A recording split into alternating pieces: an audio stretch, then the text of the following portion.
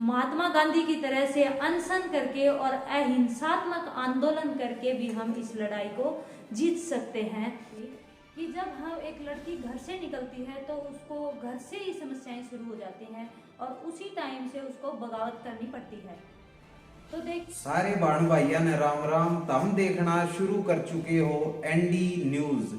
और ND news तार खातर लेके आया है एक एनडी प्रोग्राम जिसका नाम है राजनीति की ओखड़ी और सवालों की मूसड़ी, जिसमें हर रोज हम तुमने मिलावांगे एक नए मेहमान हैं और उस तक दागांगे सवाल, आपके सवाल मूसड़ की तरह। आज हमारी खास मेहमान है किसान आंदोलन से निकली एक छात्र नेता जिनका नाम है कविता आर्य।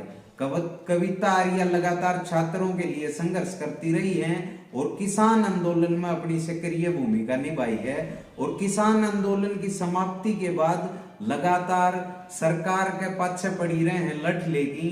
तो कविता आर्य तो जानेंगे उनकी जर्नी के बारे में और इस आंदोलन के अनुभव के बारे में। सबसे पहले कविता जी स्वागत है आपका। एनडी न्यूज के सभी दर्शकों को मेरी राम राम नमस्ते। कविता जी ये बताइए आपके संघर्ष के बारे में, जो जर्नी आपकी रही है जन्म से लेकर अब तक, उस पर थोड़ा एक बार प्रकाश डालिए। देखिए, जो अभी तक का मेरा जीवन काल रहा है वो बहुत ही संघर्षमय रहा है और उसकी अगर मैं पूरी डिटेल आप लोगों को बताना शुरू करूं तो लंबा टाइम लग सकता है, लेकिन मैं एक छोटा सा कटाक्ष जरूर आपको बताऊंगी कि जब हम एक लड़की घर से निकलती है तो उसको घर से ही समस्याएं शुरू हो जाती हैं और उसी टाइम से उसको बगावत करनी पड़ती है। तो देखिए, जो बगावत का रास्ता तो बचपन काल से ही शुरू हो जाता है। एक लड़की होना ही अपने आप में एक गुनाह हो जाता है। लेकिन मैं जब 10 क्या क्या सुनने को मिलता था, मैं सारी बातें अगर आपको बताऊं तो बहुत ज़्यादा लंबा समय हो जाएगा। तो इसी तरह से मतलब एक लड़की के ऊपर तो इतने टोंट कसे जाते हैं, या बनेगी इंटरनेशनल प्लेयर, या बनेगी मतलब कल्पना चावला, या बनेगी मतलब साइना नेहवाल। तो मतलब इस तरह से मतलब पता नहीं लड़कियों के ऊपर इतने टोंट कसे जाते हैं, लेकिन उन सब को मैंने इग्नोर करते हुए अपने जीवन को संघर्षमय रखा और उसके बाद मैंने नेशनल इंटरनेशनल लेवल के ऊपर काफ़ी मेडल लिए और धीरे धीरे उसके बाद मैंने पंजाब यूनिवर्सिटी चंडीगढ़ में एडमिशन लिया, एंट्रेंस टेस्ट पास किया।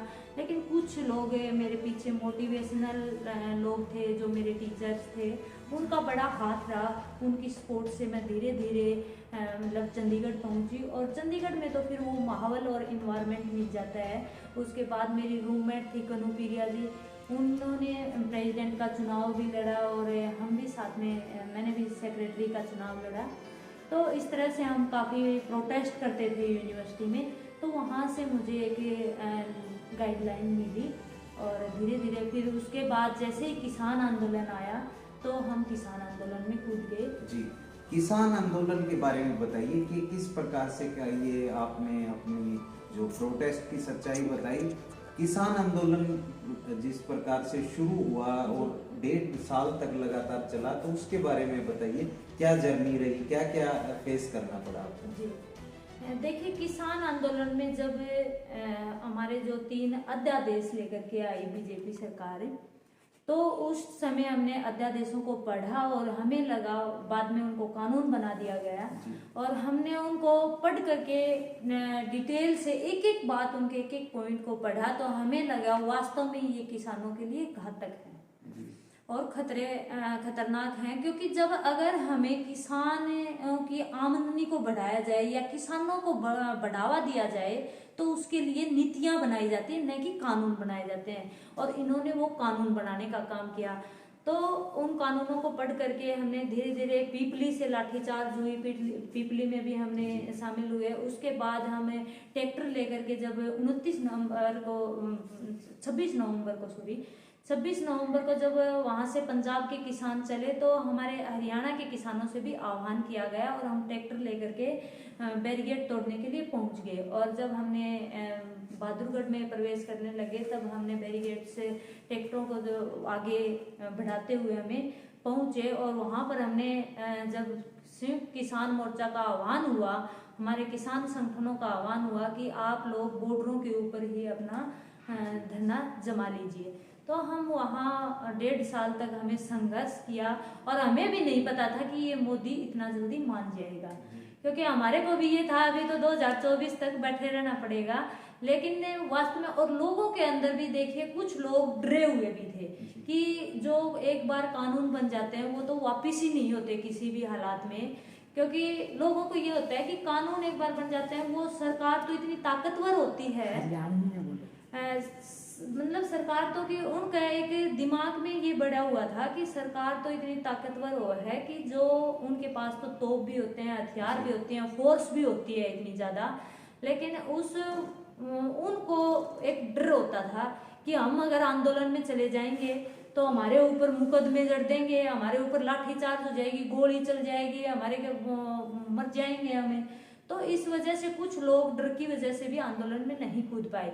लेकिन जो बागी लोग थे, जो इनको संघर्ष करने का मादा था एक, वो लोग इस आंदोलन में पहुंचे और उन लोगों की वजह से हमारे जो 750 से ज़्यादा किसान शहीद हुए, उनकी ये जीत है, जो उनकी शहादत को हमें शहादत के ऊपर उनको ये जीत हम सौंपते हैं, क्योंकि उनका बड़ा योगदान रहा है, उन्होंने अपनी शहादत देने का काम किया है। तो इस तरह से लोगों को ये होता था कि कानून तो वापस नहीं होते, लेकिन अब पता चल गया कि एक रोड के ऊपर बैठ करके महात्मा गांधी की तरह से अनशन करके और अहिंसात्मक आंदोलन करके भी हम इस लड़ाई को जीत सकते हैं। तो हमने ये जीत हासिल करने का काम किया, मोदी सरकार को झुकाने का काम किया। तो अंत में जनता को क्या संदेश देना चाहती हैं कविता जी? देखिए, जनता को मैं यही संदेश देना चाहती हूँ कि जो लिंग के आधार पर, जाति के आधार पर और धर्म के आधार पर जो लोगों से भेदभाव किया जाता है वो ना किया जाए, और जो महिलाओं के प्रति एक अलग से नज़रिया रखा जाता है वो न रख के उनको मौका दिया जाए। जब अगर महिलाओं को मौका दिया जाता है तो वो किसी भी फील्ड में कम नहीं रहती।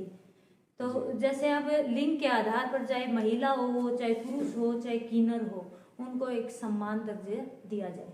जी, तो ये थी कविता आर्या जिन्होंने बताया और अपने बारे में बताया। और इस प्रकार की दिलचस्प इंटरव्यू और दिलचस्प कार्यक्रम देखने के लिए हमारे चैनल एनडी न्यूज़ को जरूर सब्सक्राइब